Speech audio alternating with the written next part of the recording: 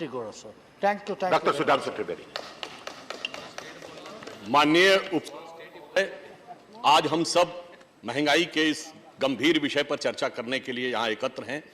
विगत कई दिनों के उग्र वाक युद्ध के बाद आज यह चर्चा हो रही है और चर्चा के दौरान भी हमने देखा कि विपक्ष के कई सदस्यों का बड़ा आक्रोश, आवेग और नयन सुख की कथा सभी चीजें व्यक्त की गईं।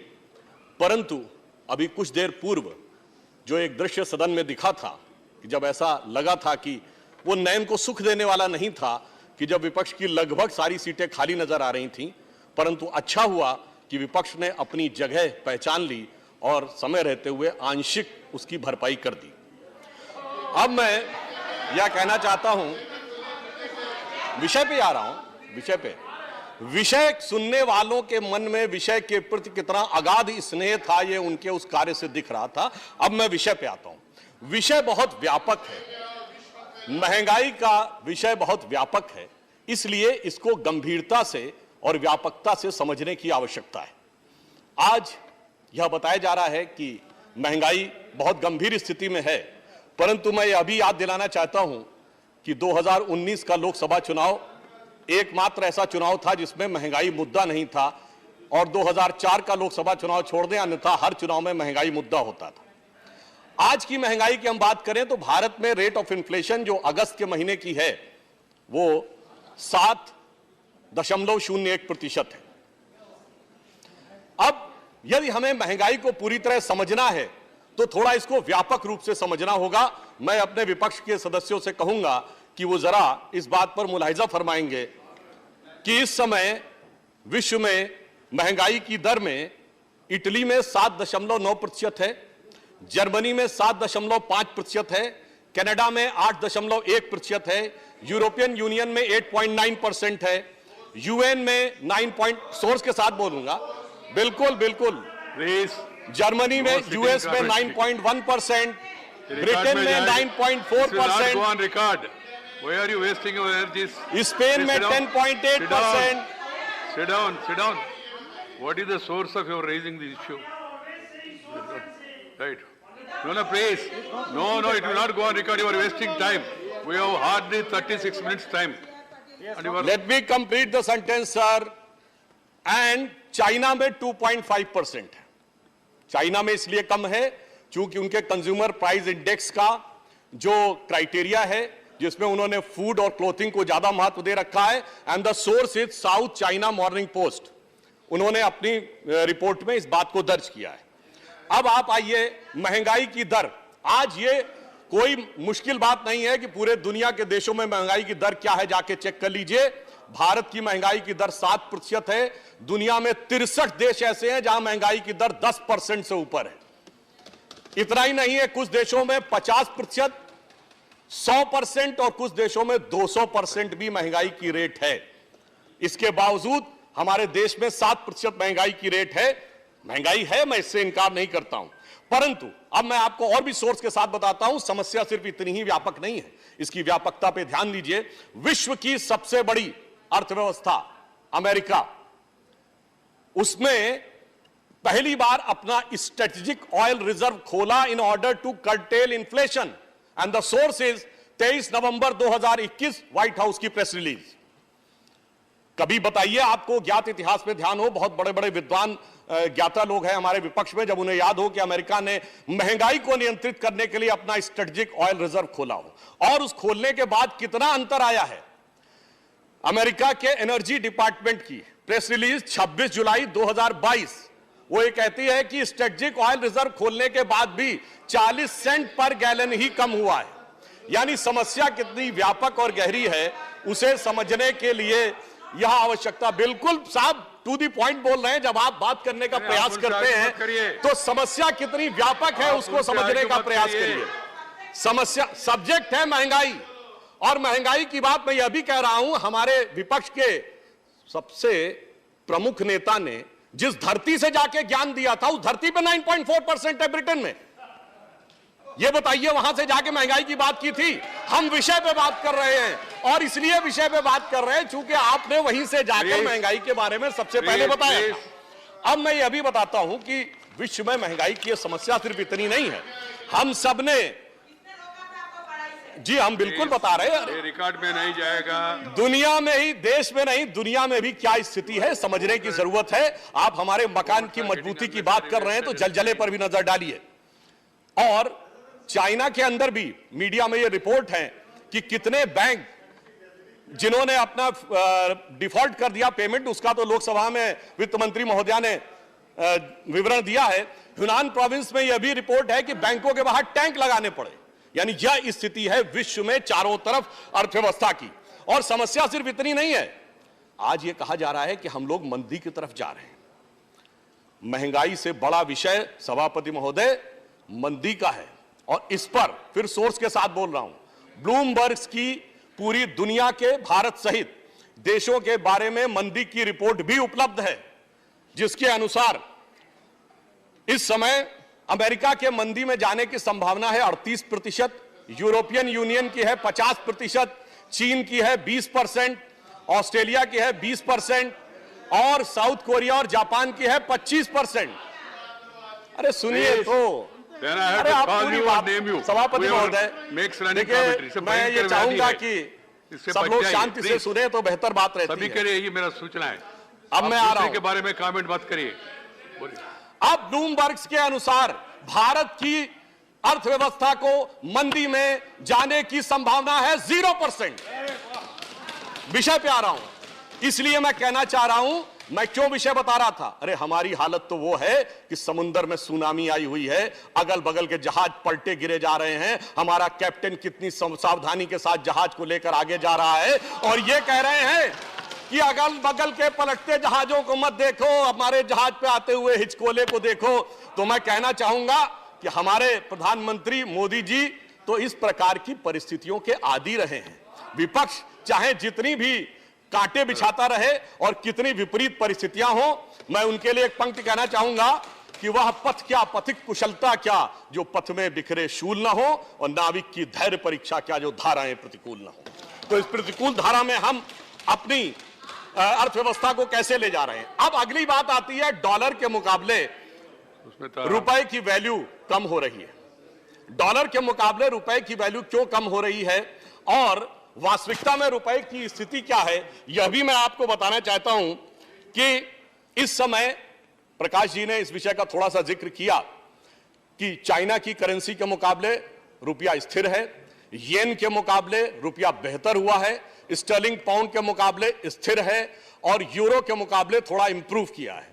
तो सिर्फ अमेरिका केंद्रित मानसिकता से थोड़ा बाहर आइए और उसके बाद भी आपको दिखेगा कि वास्तविकता क्या है।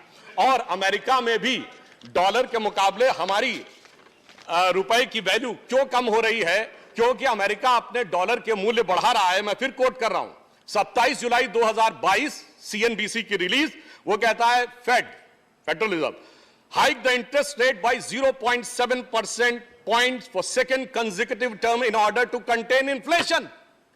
वो अपनी महंगाई को बचाने के लिए लगातार दूसरी बार 0.7% पॉइंट की बढ़ोतरी कर रहे हैं। इस कारण से डॉलर के मूल्य में आपको यह अंतर नजर आ रहा है। इसीलिए येन हो या यूरो हो या स्टर्लिंग हो, वो अंतर नहीं नजर आता है। अब भारत में हमने क्या किया, मोदी जी के नेतृत्व में निर्मला जी जो काम कर रही हैं, हमारी स्थिति क्यों बेहतर है, उसका भी मैं कारण बताना चाहता हूं। कारण यह है कि हमारे यहां महंगाई और विकास दर दोनों संतुलित इसलिए हैं कि हम विश्व की बड़ी अर्थव्यवस्थाओं में एकमात्र बड़ी अर्थव्यवस्था है जिसका डेट टू जीडीपी रेशियो सबसे कम है। बाकी सभी अर्थव्यवस्थाओं का डेट टू जीडीपी रेशियो 100% से ऊपर। और इतना ही नहीं, महंगाई को नियंत्रित करने के लिए जरूरी था कि हमारे पूरी अर्थव्यवस्था की मजबूत आधार हो, और उस मजबूत आधार के लिए द इकोनॉमिस्ट जिन्होंने कोट करते हुए भारत के बारे में लिखा है कि 5 प्रमुख कारण रहे जिसकी वजह से भारत इस परिस्थिति में भी महंगाई और रिसेशन के दौर में नहीं जा पा रहा है। पहला कारण उन्होंने बताया कि सिंगल मार्केट हमने क्रिएट की, यानी जीएसटी। दूसरा बताया गया कि expansion of industry but with a shift towards renewable energy, और सोलर एनर्जी से लेकर हाइड्रोजन एनर्जी तक के लिए क्या हो रहा है वो हमें सबको पता है। फिर moving from supply chains away from China, क्योंकि आज चीन के अंदर जो हो रहा है उस कारण से तमाम प्रोडक्ट्स की सप्लाई चेन पे प्रभाव पड़ रहा है, दुनिया के अन्य देश प्रभावित हो रहे हैं, परंतु भारत ने उससे अपने को बचाने में सफलता हासिल की है। And the prominent use of IT, जो हमने आईटी का यूज किया है, जनधन मोबाइल, इस कारण से भी काफी हद तक गतिशीलता बनी हुई है। And the high welfare society, इस विपरीत परिस्थितियों में गरीबों को किस प्रकार से जन कल्याणकारी योजनाएं चलानी चाहिए, वो उस कारण से भी हमारी स्थिति अच्छी है। और इसीलिए जो इंटरनेशनल इकोनॉमिक रेजिलियंस की रैंक में हमारी रैंक बढ़ने के बारे में भविष्यवाणी की गई है कि भारत अब हो सकता है कि जर्मनी और कनाडा के बाद सबसे बेहतर इंटरनेशनल इकोनॉमिक रेजिलियंस की दृष्टि से सेकंड रैंक पर पहुंचने की संभावना है। और इस कारण से क्या है, रामसू जी आपका टाइम समाप्त हो रहा है। मुझे तो 15 मिनट बताया गया, नहीं, बताया है हमको 10 मिनट्स इसमें दिया। तो मैं अपने प्लीज अच्छा, अब उसके बाद भी मैं बताना चाहता हूं, मैं 2-3 मिनट और लूंगा। 2-3 मिनट नहीं है, 1 मिनट, 5 मिनट देने में मुझे कोई आपत्ति नहीं, मगर सबका time except BJP and Congress almost सबका समय समाप्त हो चुका है। कुछ पार्टी ने सुबह नाम नहीं दे पाया, वो लोग अभी नाम दे रहे, तो इसको 1-1 मिनट दियो तो भी उसमें में समय लगेगा। हमारे पूर्ववर्ती वक्ता ने समय से पहले समाप्त कर दिया। ऐसे नहीं भाई, तो भैरव साहब है इसे। खैर, उसके बाद भी मैं कहना चाहता हूं, मैं जल्दी समाप्त करने का प्रयास करता हूं सर। उसके बाद भी हमारा फॉरेन, आप समर्थमान है, प्रयास करने की जरूरत नहीं जी। देखिए, उसके बाद भी हमारा फॉरेन एक्सचेंज रिजर्व इस समय ऑल टाइम हाई है, all time high foreign direct investment है। इसके बावजूद, जबकि यह भी यथार्थ है कि कुछ काम ऐसे हैं जो सिर्फ केंद्र सरकार कर रही, राज्य सरकारें नहीं कर रही हैं। जैसे नंबर 1, 80 करोड़ लोगों को अनाज देना, नंबर 2, सबको मुफ्त टीका लगवाना, नंबर 3, चाइना के सीमा के ऊपर भारी इंफ्रास्ट्रक्चर डेवलपमेंट करना, वहां पे कॉस्ट कई गुना ज्यादा आती है सामान्य उससे। इसलिए अब मैं यहां पर यह भी कहना चाहूंगा कि अगर आप पूरी तरीके से एनालिसिस करना चाहें घर के अंदर भी, तो हम यह भी बताना चाहेंगे कि इस समय कुछ राज्य ऐसे हैं जिनकी की परसेंटेज ऑफ इन्फ्लेशन राष्ट्रीय औसत से ज्यादा है, जिसमें तेलंगाना है, उसका 9.4% है, एडेलविस सोर्स है इसका, मैं अपने विपक्षी सदस्यों के लिए बता देना चाहता हूं, और बंगाल का 8.27% है, राजस्थान का 7.36% है। तो हम विराट दृष्टि से देखें या सूक्ष्म दृष्टि से देखें, हमें दोनों दृष्टि से यह समस्या समझ में आ रही है। परंतु मैं यह भी बताना चाहता हूं कि महंगाई की जब बात होती है सभापति महोदय, तो सिर्फ पिछली सरकार के जमाने की बातें नहीं बताई जाती। हम लोगों से कहा जाता है, आज तो यूट्यूब पे खूब अवेलेबल हैं लोगों के वीडियो, 50 साल की सबसे बड़ी महंगाई, 50 साल की सबसे बुरी अर्थव्यवस्था। मुझे याद आता है सभापति महोदय, हम 2022 में हैं, ठीक 50 साल पहले 1972 में आज है रेट ऑफ ग्रोथ 8.5%, और उस समय क्या थी, -0.55%। और इतना ही नहीं था, याद करिए उस समय रेट ऑफ इन्फ्लेशन कितनी थी, 16%, 28% की रेट ऑफ इन्फ्लेशन। 91 में सोना गिरवी रखा गया, कहते हैं उससे बुरी स्थिति थी। इसलिए मेरा मानना है कि जो बातें कही जा रही हैं वो यथार्थ पे कहें। मैं समराइज करते हुए कहना चाहूंगा, महंगाई को लेकर कितनी शिद्दत है हमारे विरोधियों में, हमें ध्यान आता है। अभी कुछ दिन पहले कांग्रेस पार्टी की तरफ से एक प्रेस कॉन्फ्रेंस हुई जिसमें जिक्र किया गया कि 1 साल पहले जयपुर में एक रैली की थी महंगाई के लिए, मगर उस रैली में महत्वपूर्ण बात यह है कि कांग्रेस के चिर युवा नेता ने 10 मिनट हिंदू बनाम हिंदुत्व पर भाषण दिया था। यानी यह दर्शाता है कि दिल में क्या है और वास्तविकता में क्या है। परंतु इससे मुझे एक बात याद आई, मुझे लगा कि उनकी सोच बहुत सही थी, क्योंकि जिस जमाने में, I have to call the other person. I'm sorry. Please. बस मैं समाप्त करता हूं, करिए। बस 2 लाइनें समाप्त कर रहा हूं। जिस जमाने में, याद करिए, जब उनकी सरकार थी तो रेट ऑफ ग्रोथ 2% थी, जिसको मजाक बनाया जाता था, हम लोगों का कहा जाता था ये 2% हिंदू ग्रोथ रेट है, और अब 8.5% है, ये हिंदुत्व की ग्रोथ रेट है। इसलिए ये अंतर है, जिनको नहीं समझ में आता था उनसे अब तक। और अंत में मैं सिर्फ ये कहना चाहूंगा कि तुलनात्मक दृष्टि से बहुत सारे आंकड़े थे, उसमें ना जाते हुए, हाँ, शक्ति सिंह जी ने कहा ईमानदारी से स्वीकार करिए कि महंगाई है।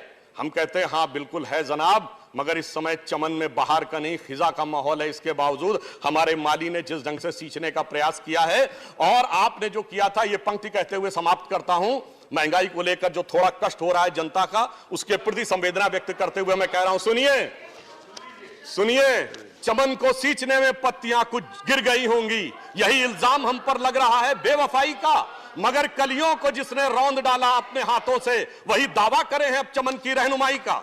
धन्यवाद।